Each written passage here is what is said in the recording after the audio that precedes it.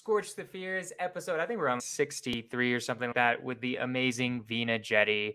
Veena, thank you so much for coming on. I really appreciate you coming on, and I'm excited to have you. And welcome to the show. Thank you for having me. I'm excited to be here. Yeah, 100%. So for the very few people who don't know who you are, just quickly explain what is your business? What do you do? Just give a quick intro into what you're doing in the real estate space. Yeah, absolutely. So thank you for having me here. I'm really excited to be here. I'm Veena Jetti. I'm the founder of a company called Vive Funds. I am a large multifamily owner operator. We specifically focus on Class B value add assets across the Sun Belt and Arizona. With a huge asterisk, that is actually probably changing soon. We're going to be changing our markets a little bit as we've been doing more market studies and data research. And so Hmm. that's going to change here shortly. But we focus on really vanilla strategies, value add. We target assets that are 200 units and up, and $75 million is usually where we like to be there or above. Super vanilla stuff, right, guys? $75 million plus assets, just the basics, The bread and usual. butter, just classic stuff. You know how it is. So, Veena, again, thank you so much. You're incredibly incredible in this industry, and I love seeing all the stuff you've been doing. I got introduced to you, I was saying before the show, from Pace, and I've just loved your content ever since. So I just knew I had to have you on. Yes, thank Right. you. Yeah. So getting real into it real quick. How I always start this is all about scorching the fears. This is Yes. all about getting over your fears from starting. Because Veena, you didn't own $900 million worth of real estate at one point in time. At some point in time, you own nothing, right? At some point, you were everybody else, just living your life. Yeah. And so you're getting started into this entrepreneurship, this real estate journey. What were the fears you were dealing with? What was the biggest fear that was holding you back when you were starting in real estate, and Yeah. how did you get over it? Wow, there are so many fears and they still happen today. So it's definitely not gone away. Let's see. When I first started, I didn't set out to build this large company or a big portfolio or anything like that. I just thought, okay, we'll do a few deals. And actually, going back even before I was in multifamily, I actually started in single family. So I really did not think we would ever get to the scale that we've gotten to in terms of our how many units we've transacted on at this point, because it's a very slow way to acquire a portfolio is with single family. And there was a point where my fear at that point was, I don't know how this is sustainable. It's so much work to try to have multiple single family homes. I remember there was a week where I bought 5 houses in the same week, and I was so tired. I was managing contractors and answering tenant calls and collecting rents and stuff like that. And this is just not sustainable. And my fear at that time was, one, what is the next level? How do I scale to that next level? But two, how do I do it in a way that's methodical and that is going to continue allowing me to grow? And that's where multifamily really was kind of the aha moment that I was, oh, okay, this is how you buy 100 units at once is in a multifamily asset. And then your fears of, am I qualified? What am I doing? I have no idea what I'm doing, and trying to figure out those steps along the way because it's so different than the single family space. And I had exposure to commercial assets. I, come from a corporate real estate background. So I had an opportunity to really understand and see the commercial side size, but not on my own portfolio, which is a totally different beast. I remember the first time I ever raised capital, I cried myself to sleep every day for 6 weeks because I thought I wasn't going to be Oh, able to raise the capital. oh no. So, it's just a different, it's just a different set of unknowns when you're first starting out. So can I definitely want to go into that. So I have two questions in my mind. I'll start with the first one, which Okay. is, do you think owning 100 unit multifamily complex is easier than owning five single families? I'm curious. 1000%. Whoa, guys. Whoa. Something that It's I learned from listening to you and other people where I was, how? How is that possible? Okay, here's why. It's a common misconception that owning single family is easiest because it's so easy to get into, right? Most people that are in real estate will at some point or another own a single family home, right? Whether it's your primary Mm, home, a rental, secondary home, doesn't matter. That it has a low barrier to entry because everybody talks about it, everybody does it. There are a million programs that teach you how to do it. The problem with multifamily is what I also had when I first started was okay, multifamily is for billionaires and centimillionaires because I don't have $75 million. I don't even have yeah. $2 million or $1 million or whatever that number is that you need for that multifamily, whatever size you're looking at. And so what happens is you go, oh, okay, this isn't for me. It's for Blackstone, not for Veena Jetti. Right. But the reality is it's easier to actually transact on large multifamily. And the larger you go, the easier it actually is because it's counterintuitive, but the financing of it doesn't actually rely on Veena Jetti and what's in my bank account, what my credit score is. What it actually relies on is the business of the asset. So, how much rent can the asset Hmm. generate? How much debt can the asset actually support? And then just really managing that well.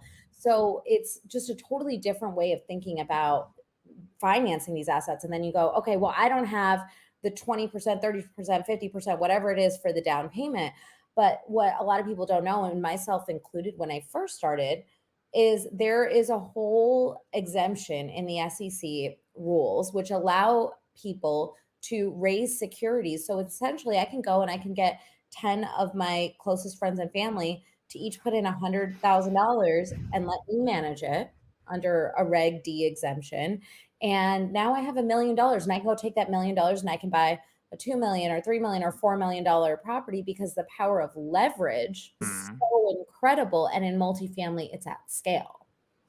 Crazy, guys. So that's insane to me. So I'm definitely at the stage where I own a few single families and Mhm. I'm intimidated by it even. I know logically it 100% makes sense to me. Mhm. Like if everything's under one roof, you have one property manager, you have one Right. plumbing system, you have one electrical system. It all Right. logically makes sense. But Yes. what I'm curious about is how do you is it literally you kind of answered it in the sense, is it literally I go to a bank and they just don't care about me at all and they just see I just show them the revenue and what price I'm buying it at and they're like, screw it, Jonah, I don't care at all, or what is it really? Yeah, so it depends is the answer. So there is a product called non-recourse lending, right? And what that means is if you borrow on the or borrow debt on the property, that's non-recourse. I might be signing the guarantor carve outs, but that really means I'm not going to take January rent or February rent and go and buy a Lamborghini or a plane or something like that, right? It just means that I am actually going to pay the mortgage to the first lender. So it's we call it bad boy carve outs, right? So as long as there's no Hmm. malicious intent, you are not personally guaranteed on it. So for example, if the asset doesn't perform and it gets foreclosed on or something like that, then you as the sponsor are not going to have your assets at risk. Whereas in a single family home, you personally guarantee it. And so there's recourse. Right. So if my home, I end up not paying my mortgage, they're going to foreclose. And then if they sell it for less than I owe, they're going to come after me to go and try to recoup their loss. In a non recourse product, which is common in multifamily, that doesn't exist. So they do care about you as a borrower because they want to make sure that you know what you're doing, you're savvy, Hmm. sophisticated, you're going to work hard, you're experienced, etc. But they're not looking at it through the same lens that a single family lender is looking at it. They're looking at it from a risk mitigation standpoint. So Gotcha. if you have, maybe you have an issue with a credit report, or maybe you don't have the full liquidity, multifamily is really conducive and set up for partnerships. So you can always bring in Mm. partners to help you mitigate some of the shortfall there. And that's very common in the multifamily space. Love it. So that's step one, I'm assuming, right? So let's say this is one of my goals this year. So this is also why this might just turn Yeah. into personal advice for me of how to get into Cool. Let's do multifamily. it. It might just end up being that the I whole love it. podcast.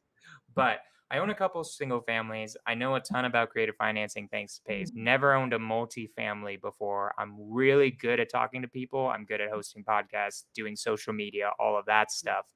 What would you recommend is the first step someone should do to get into multifamily, into buying a 50 unit or a 100 unit? What should be like my first thing that I do right now?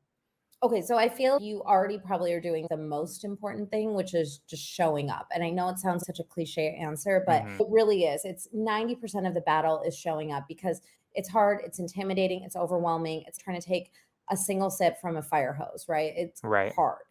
That's where most people are going to drop out and stop. And they really should, because there's a lot more that comes after it. So if that is going to be too much for you, you probably don't have what it takes to actually be a successful multifamily investor. So one is show up. The second is educate, get educated. You need to have a certain base level. You would never go and build a house by just putting up siding, right? No, you need the foundation Hmm. first, right? And then you need the infrastructure. So get educated, understand what different terms and lingo, what all of these things mean, how they interact with each other. Because we speak about multifamily. Pace always makes fun of me for this. He's, why do multifamily investors have to have their own language? I don't know, Pace. I just have to play by the rule. And so learn that language, right? I'll give you a classic example as a stark difference between the single family and multifamily world. So in single family, when you have an equity partner, right? Someone who's writing the check for your single family, you guys call them private money lenders, right? Right. In the multifamily world, no one would ever call it a private money lender, because a Interesting. lender inherently means it's debt on the property, and your actual lender or your senior debt holder will really hate that. So we call them investors or LPs, or private money is fine. Private equity is fine, but they're never private money lenders for us. So anytime someone says that to me, like, where do you get your PMLs from or your private money lenders from? I'm immediately, oh, okay, you're in single family. It's the easiest telltale sign. And when you're getting into multifamily, because so much of it is a credibility issue, right? A lot of people won't send you deals or won't send you financials until they know you can actually transact. These small nuances of being able to talk the talk really matter until you can have a track record and a resume. Right. 100%. So step one is just get educated. Just 100% start by learning the lingo. Don't sound like a gosh darn idiot. Know what I think it's a T12. I'm starting to get educated, Yes, right? a That's like T12. what Know what a T12 where it is. shows all that's incomes and expenses, something like Yeah, that. it's Okay. basically a profit and loss or an operating Right. statement. So we just It's call it more a or T. less a profit and loss. I'm starting to get educated on, okay, this is what this is, this is what this is, this is what this is. I love Okay. that. That can easily be done, guys. Just FYI, so you guys know. That can easily be done if you're in sub two. Pace has a whole multifamily course now that explains I T12s, love private equity, all of that type of stuff, and the best ways of getting into it. Yes. So, what's next? Now, I just want to go through the whole process. So, let's say I know exactly what everything Mhm. is. I'm educated. I could BS my way with a broker into buying a $200 million asset because they think Love I'm it. super legit. Let's just say we're at that point. Okay.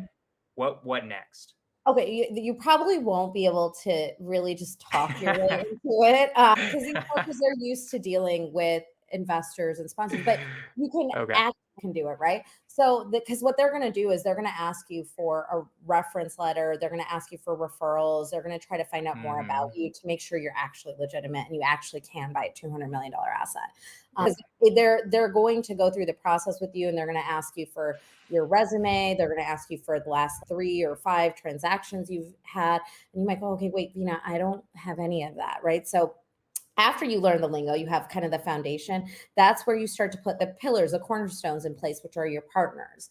So now you're starting to find partners. So you're figuring out where in I call it the trinity of multifamily, the triad of multifamily, which is acquisitions, capital, and then post close operations. So who is acquiring? So talking to brokers, finding the asset, underwriting it, going through due diligence, getting that process in order.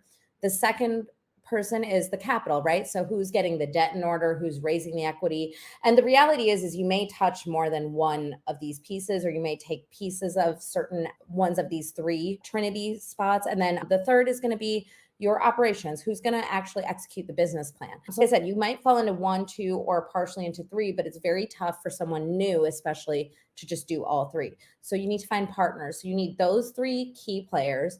And then you need a KP or a loan guarantor. So you need someone who can qualify you for the debt. Because even though you might be great, if your partners don't have enough experience, your bank is going to see that as a risk.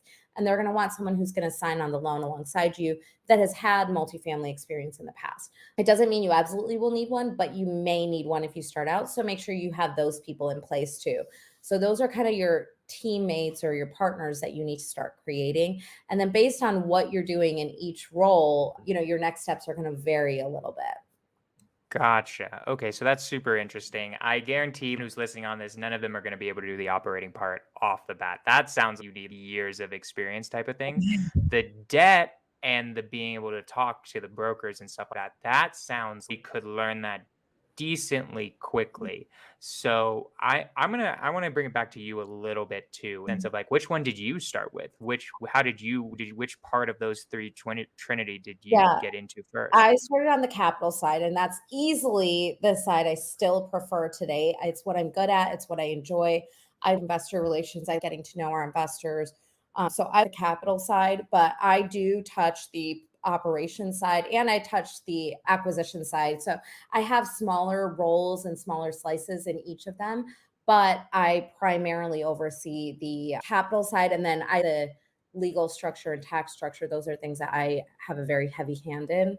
But actually, and I'll say too, operations is not necessarily something that certain people shouldn't be doing. It's just Fair enough. a matter of what your strengths are. Because there are some people that are just great operators, right? I'm a visionary, I'm not an integrator.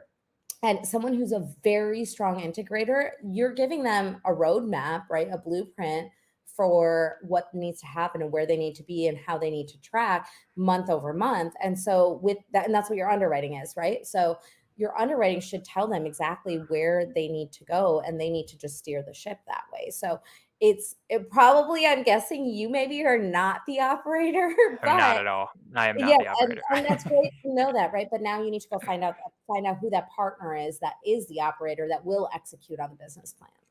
I love it. So basically, once you're educated, it's just finding the right people and understanding which parts you're the best at. Now, what type of, let's go, you went into a little bit of what type of person for the operator. It's an integrator, it's the person who just gets things done, it's the Yeah. COO type of Yes. person. So I'm curious for the acquisitions versus the money raising. What do Mhm. you feel? How would you differentiate between the two? And maybe even do it through your story of why you chose to go the money route versus the finding deals route. Yeah, I'm a visionary, but more importantly, I'm an extreme extrovert. I was just Mm. telling someone earlier today that I go to the airport early so that I have enough time to talk to all the people that are there.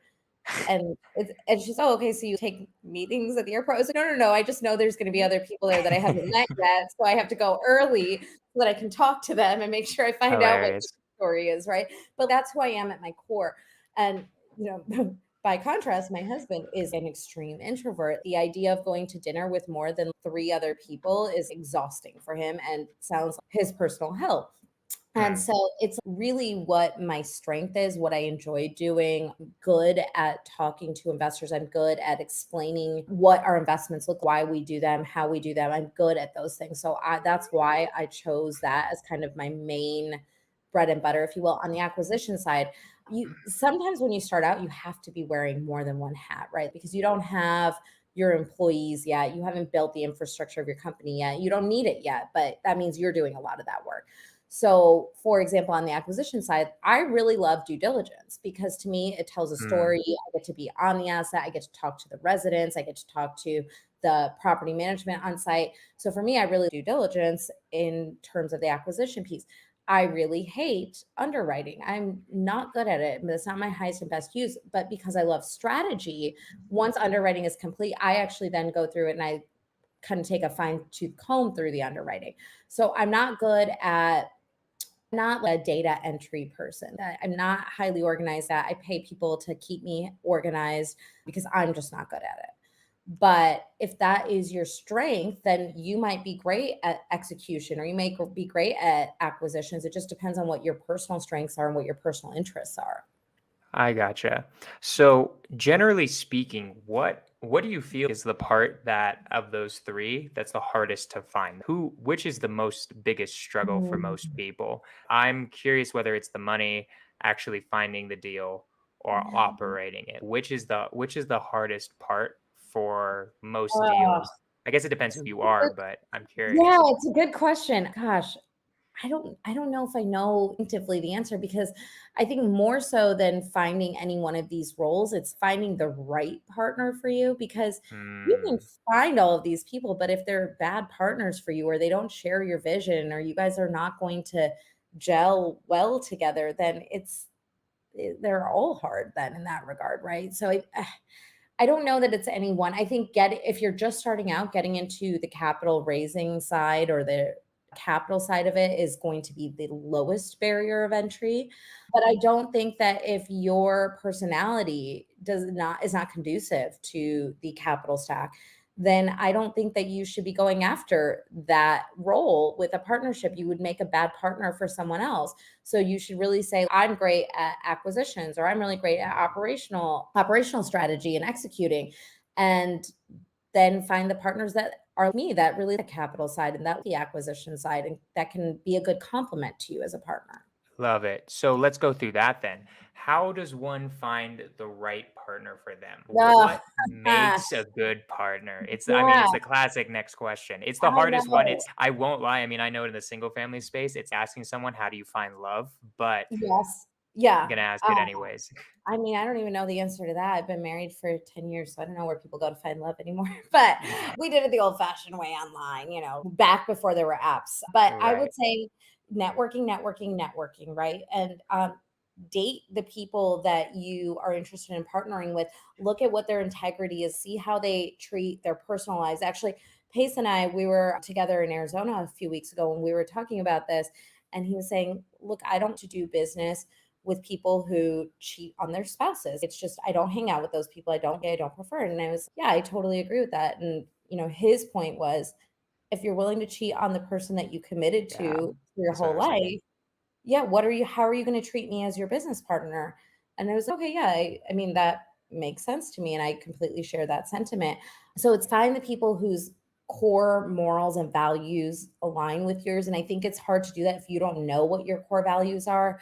We have a few at our company that we kind of hold true to. One is how we do small things is how we do everything. So I to be really careful about the little things because I want the perception for investors to be okay, everything they do is carefully thought out and carefully planned and methodical, right? The second thing is with investors, our core focus, no matter what we do at any given point, everything and anything we do starts and stops with how it affects our investors. And if I Mm. have partners that don't agree with that or that care more about our GP or sponsor slice, that's just going to be a really bad fit for me. So knowing and understanding really who you are at your core is going to help you vet people better. But it's a networking thing. It's a walk before you run thing, right? Get to know each other.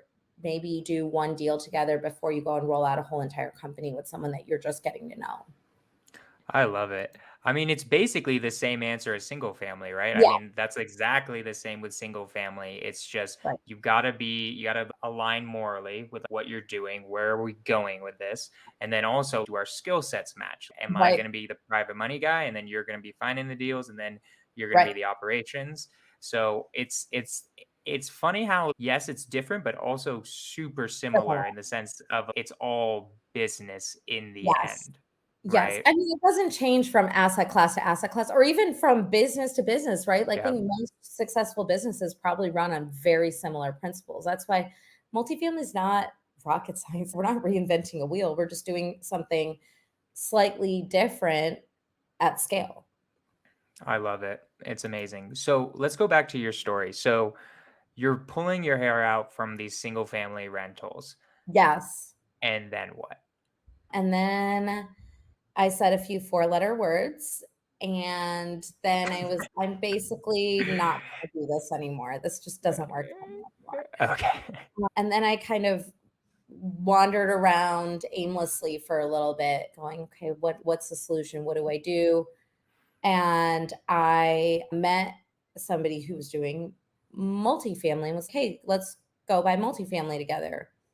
And it's like, okay, that sounds like a good idea. Why not? And then that is how I actually started multifamily. Is somebody told me about it and kind of opened my eyes. And then I started networking more to look for those partners and to get to Wait, know. wait, can I interrupt you for a second? So you just met someone off the street who was, "Let's buy multifamily," or go a little more into that. Like, No, I who is think this person? actually, yeah, we were at a conference somewhere, and he's a good friend of mine to this day. I'm actually going to see him in a couple weeks. So he's an operator. He had already started maybe a few months ahead of me, but he was the one that really said, "Hey, multifamily is the way to go." And I was okay, seems legit. And I started falling down the rabbit hole of education. And I started reading about it and listening to podcasts and learning about it and talking to people about it and networking in order to find the partners that I needed. And then on my first deal, I partnered with Joe, who initially was the first partner who kind of opened my eyes to multifamily. And, the rest is history since then. Okay, so opened your ideas to multifamily, and then you just went to a ton of multifamily networking groups, and then Yeah. was it you just found people where you and I would click? You and I should be doing business together. Yeah, no, that was exactly how it went. Basically, I found partners, I started talking to them every day. It was actually just one partner at first, started talking to him every day, and I was, "Okay, I think we can do this. We should just do this. Let's just do it and see what happens." And like I said, there were a lot of challenges in the beginning, but ultimately that first deal it's always the hardest deal, but it is the one that really is the catalyst for future success. Right. So let's talk about your first deal. What was it? Where was it? What happened? How'd you Yeah. find it? How'd you raise the money? How did it all end up going down? Yeah, so we bought, I can't remember if it was 196 or 200 units. I don't know why because Whoo! yeah, it was crazy, but it was in Dallas. And back then you could buy 200 units for we bought it for $15.9 million. Okay, which I know seems really big, especially when you're used to transacting at sub jumbo loans. You're right. But today man, I could do that deal once a week. I could do that deal, right? And Oh, we ended up selling it for $24 million 8 or nice. 33 months later. So we made a huge profit. Our investors were really happy. As far as raising the capital goes, it was the hardest thing I've ever done to date in business because I just didn't know what I was doing. And it doesn't get easier, you get better. Mm. So the first raise, I cried myself to sleep for 6 weeks. Oh. Yeah, I literally cried myself to sleep. There was a point where I always tell this story because I just think it's so funny thinking back on it. But I told my husband, I was like, "Honey, we have to sell everything we own." And he was, "Okay, whatever, go back to sleep. You're having a nightmare, whatever." And I was like, "No, but for real." And he was, "Okay, that's fine. It'll be fine." And I have to sell your car. And he was, "Wait, wait, wait. What do you mean? What are you talking about?" And I was like, "Oh, now you're paying attention, are you?" But I was ready to sell everything we own. Now, the spoiler alert is we did end up raising the capital. I was reaching out to everybody that I had a relationship with, people who I haven't talked to in years, but I went to high school with them and we were best friends in high school. I literally reached out to everybody and was begging for people to believe Hmm. in me. Because that's the other thing is everybody believes in you and everybody's ready to write you a check until time comes to actually write the check. And then Right. they're nowhere to be found. They're, new phone, who dis? And you're, man, I just give me $100,000, please. Right. I love it.